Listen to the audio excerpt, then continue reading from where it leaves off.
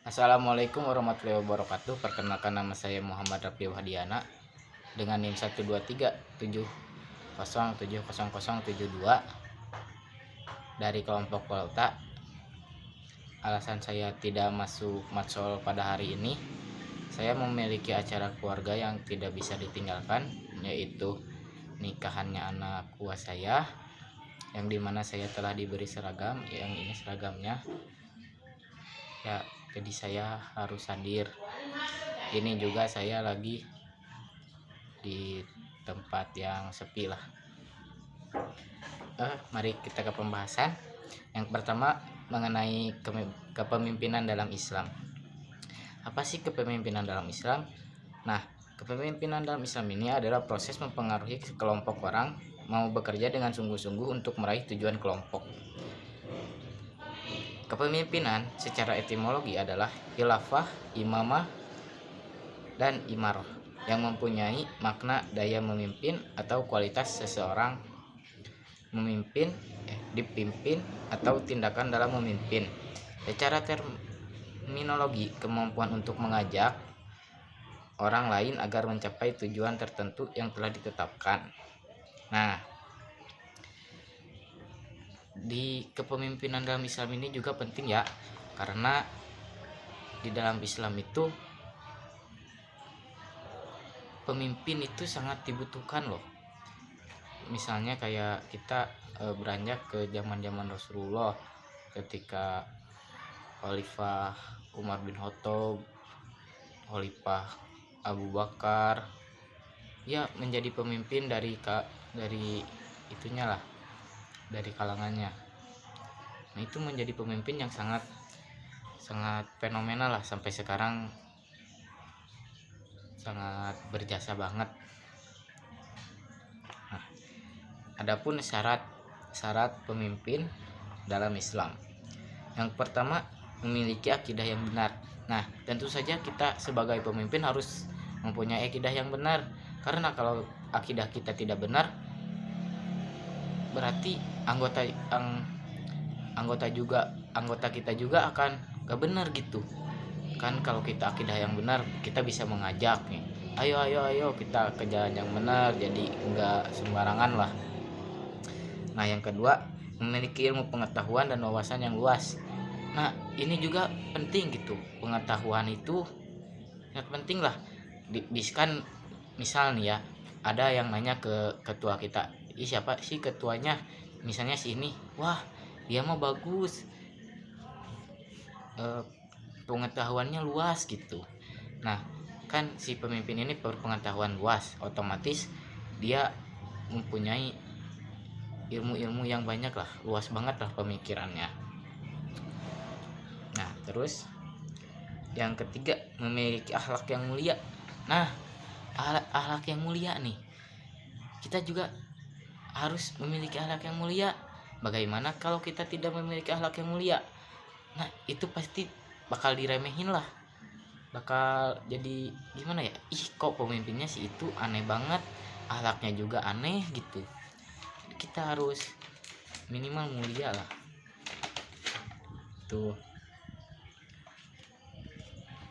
Terus yang keempat, memiliki kecakapan manajerial administratif dalam mengatur urusan. Nah, yang keempat ini harus pinter ngomong intinya dalam mengatur urusannya.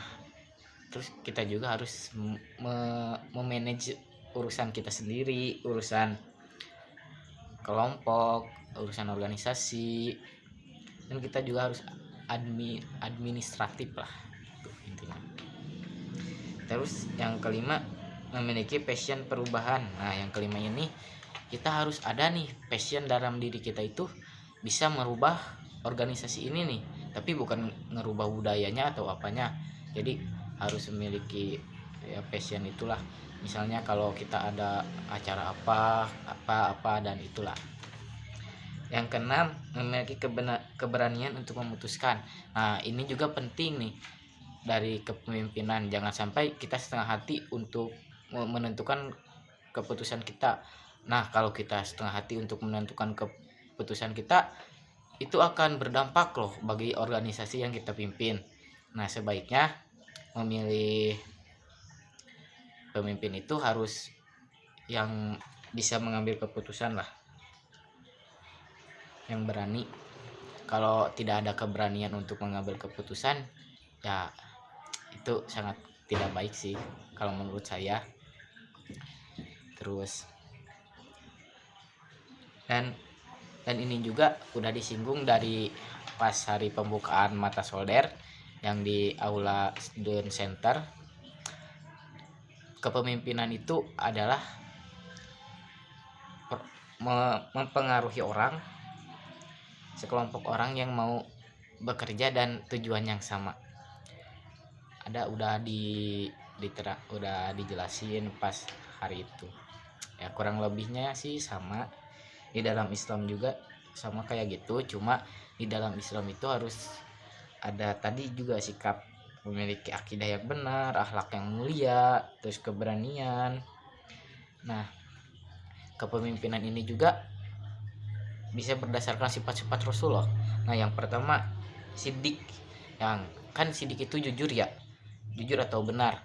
Nah, di dalam jiwa kepemimpinan di dalam Islam itu harus sidik loh, harus jujur gitu. Jangan sampai pemimpin kita itu tidak jujur. Misalnya nih ada sekelompok orang terus mengadain acara, nah si acaranya tersebut ditanggung sama ketuanya. Nah kan dia itu gak bisa ngehandle sendiri, jadi harus ada orang-orang. Nah itu bisa menyebabkan dia itu tidak jujur, bisa akan ada terjadi korupsi. Nah yang kedua amanah, kan amanah ini dapat dipercaya. Nah di dalam jiwa kepemimpinan juga kita itu harus amanah dan harus dapat dipercaya dari misalnya dari anggota, dari masyarakat ataupun elemen-elemen lainnya. Nah amanah sendiri, nah misalnya si ketua ini diamanahi menjadi ketua, nah dia itu harus amanah, jangan sampai dia itu hianat lah. Terus yang kelima tablik dapat menyampaikan. Nah tablik ini juga penting. Bagaimana kalau si pemimpin itu tidak bisa menyampaikan apa yang disampaikan dirinya. Nah, disampaikan ini dalam konteks dia bisa menyampaikan apa yang menjadi tujuan organisasi ini dan dapat dipercaya oleh organisasinya gitu. Terus yang keempat patonah cerdas. Nah patonah ini juga penting sih. Kayaknya kan pemimpin itu harus bersikap cerdas lah. Tadi nyambungnya bakal ke memiliki keberanian untuk memutuskan, terus cerdas ngomong gitu. Nah dan masih banyak lagi. Nah yang kedua tentang problem solving. Problem solving adalah proses kognitif behavioral yang dilakukan individu untuk mengidentifikasi dan menemukan solusi yang efektif atas masalah yang dihadapinya. Proses kognitif behavioral yang dilakukan meliputi A. Mengidentifikasi berbagai macam solusi efektif, B. Meningkatkan kemungkinan untuk memilih satu solusi yang paling efektif di antara berbagai solusi yang ada. Nah itu definisi problem solving. Nah kita akan lanjut ke proses penyelesaian masalah menurut Steinberg. Nah proses penyelesaiannya yang nomor 1 problem identification. Nah kenapa sih kita harus mengidentifikasi masalahnya itu dulu? Karena kalau kita tidak diidentifikasi, kemungkinan kita bakalan salah langkah. Nah jadi kita itu harus telusuri dulu masalahnya itu apa, identifikasi dulu lah. Nah yang kedua, kalau udah kita diidentifikasi, kita langsung definition problem. Nah apa sih nanti kita harus mendefinisikan masalah tersebut. Contohnya ketika udah diidentifikasi, kita harus didefinisikan lah masalahnya. Nah kan kalau udah didefinisikan nih masalahnya, kita langsung strategi. Nah, kita harus menentukan strategi apa yang akan menyelesaikan masalah tersebut. Nah, tentukanlah di sini di strategi ini bagaimana sih kita menyelesaikan masalah ini dengan strategi yang ini. Nah, yang keempat, organizing information about problem. Nah, ini juga penting nih. Misalnya ada informasi kita itu organisir dulu lah si masalah itu. Jadi informasi yang kita dapat dari A, dari B, dari C, nah kita simpan dulu, kita jadikan informasi buat menyelesaikan masalah tersebut. Terus yang kelima, allocation of resource. Nah, ini juga harus dihitung-hitung ya, bisa mengenai masalah alokasi waktu, alokasi dana, alokasi ya yang lain-lainnya. Terus yang keenam, monitoring problem solving. Nah, ini juga harus dimonitor masalahnya apa gitu. Terus yang ketujuh, evaluating problem solving. Nah, kita juga nanti kalau udah strukturnya benar, kita langsung dievaluasi masalah itu dan nanti bakal dapat kesimpulan gimana. Nah, di sini ada dua tipe masalah. Yang pertama, well structured problem, yaitu penyesalan masalah yang jelas itu jadi jelas gitulah masalahnya.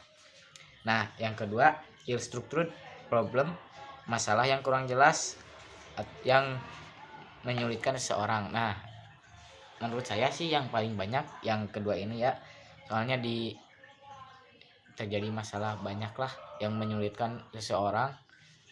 Misalnya kayak tugas gitu kan, kita dapat masalah nih, tugas itu misalnya gak ngerti. Nah, kita kan nanya itu kan bisa menyulitkan seseorang gitu. Terus faktor penghambat problem solving, yang pertama mental set, yang kedua entrenchment, yang ketiga functional fixedness, yang keempat negative and positive transfer, yang kelima incubation. Nah, jadi problem solving itu menurut saya penting banget ya untuk menyelesaikan suatu masalah di dalam organisasi tersebut, karena bisa menyelesaikannya dalam rame-rame gitu di dalam organisasi tersebut. Jangan sampai sendiri-sendirilah. Seperti di kuliah juga bisa sih banyak. Seperti saya pernah kerja kelompok waktu SMA, jadi tidak menemukan solusi lah untuk masalah tersebut, jadi malah sendiri-sendiri. Nah, itu jadi kita itu harus bisa menentukan problem solving tersebut. Nah, yang ketiga, teknik persidangan. Nah, di teknik persidangan ini penting banget loh buat organisasi, buat pemilihan sidang mengangkat ketua jurusan misalnya. Nah, kita definisi sidang dulu ya. Sidang merupakan forum formal suatu organisasi guna membahas masalah tertentu dalam upaya menghasilkan keputusan yang akan menjadi sebuah ketetapan. Keputusan dari persidangan ini akan mengikat seluruh elemen organisasi selama belum diadakan perubahan. Nah, kan di sini di definisi juga sudah terjelas ya, untuk membahas masalah tertentu upaya menghasilkan keputusan. Nah, itu ya, sidang itu penting buat organisasi dan akan melibatkan seluruh elemen, baik dari anggota, ketua, terus badan-badannya. Nah, di sini ada unsur-unsur sidang. Yang pertama adalah ruang sidang, yang pastilah ya, kalau gak ada ruang sidang itu pasti sidang tidak akan terjalankan lah. Terus yang kedua, waktu dan acara sidang. Nah, ini juga sama ya, kalau gak ada waktu dan acara sidang pasti sidang itu tidak akan terjadi. Yang ketiga, peserta sidang. Nah, ini juga harus ada peserta sidang itu, contoh misalnya ketua sidang, terus anggotanya, pesertanya, dan lain-lain. Terus yang keempat, perlengkapan sidang seperti palu. Nah, ini palu juga sangat penting, sangat sakral. Terus yang kelima, tata tertib sidang. Yang keenam, presidium sidang. Udah segitu aja. Terus jenis-jenis sidang. Jenis sidang yang saya dapat ada 2, sidang pleno sama sidang komisi. Terus sidang mekanisme. Nah, setiap organisasi mempunyai aturan tersendiri dalam melaksanakan persidangan, baik dari segi quorum maupun dari segi teknis pelaksanaannya. Nah, itu mungkin tentang teknik persidangan dari saya. Nah, segitu mungkin materi dari saya segitu dulu. Kurang lebihnya mohon maaf. Wassalamualaikum warahmatullahi wabarakatuh.